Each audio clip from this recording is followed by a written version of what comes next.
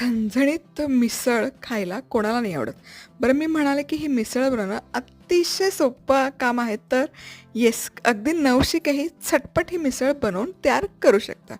काही नाही हो, एक साधं वाटण करायचं.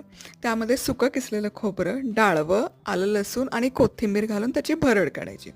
आता खमंग फोडणी द्यायची, मोहरी, जिरं, कढीपत्त्याची. कांदा बारीक चिरलेला घालून सोनेरी रंगावर परतायचा. मग हे वाटण घालायचं, परतून घ्यायचं. आपल्याच मधुराज रेसिपीचा मिसळ मसाला, बॅडगी मिरची, मीठ घालायचं आणि छान एकत्र परतून घ्यायचं. मस्त मोड आलेली मटकी पण घालायची, एकजीव करायची. बरं मिसळचा कट दणकून हवा की नाही, भरपूर पाणी घालायचं, एक शिट्टी काढायची. आ आपली कट सकट मिसळ तयार आहे. मस्त मोड आलेल्या मटकीचा म्हणजे शिजवलेल्या मटकीचा एक लेयर, मग फरसाण, मग कट. आहाहा! काय दिसतीये, क्या बात है! पटकन